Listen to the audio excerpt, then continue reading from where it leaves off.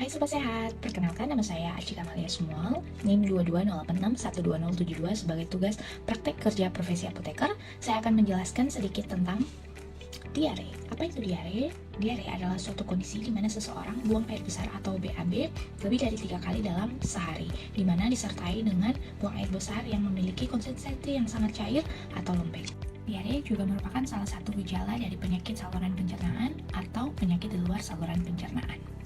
Penyebab diare pun bermacam-macam. Ada 3 faktor penyebab utama yang dapat memicu terjadinya diare, yaitu yang pertama ada faktor infeksi, faktor malabsorpsi, dan faktor psikologis.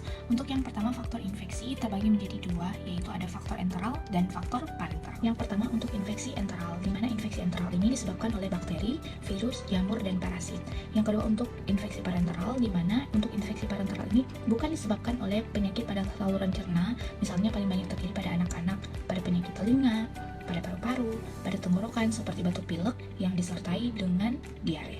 Yang kedua, faktor malabsorpsi, di mana tubuh sulit atau tidak mampu untuk menyerap makanan yang dikonsumsi. Faktor malabsorpsi dapat terjadi seperti malabsorpsi karbohidrat, malabsorpsi protein, dan malabsorpsi lemak. Yang ketiga, yaitu faktor psikologis, di mana pada beberapa orang, stres dan cemas berlebihan dapat memicu terjadinya diare.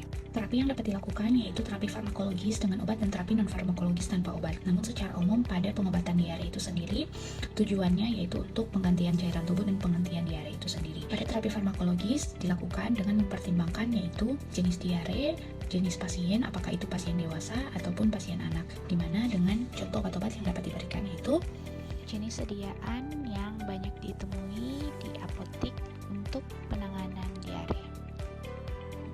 Pada terapi non-farmakologis atau terapi tanpa obat dapat dilakukan yaitu dengan menghindari pemicu dari diare itu sendiri dengan melakukan perilaku pola hidup sehat.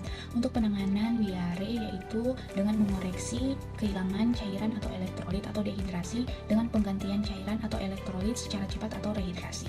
Yuk sehat bersama Apotek BWF. Say with love and do with heart.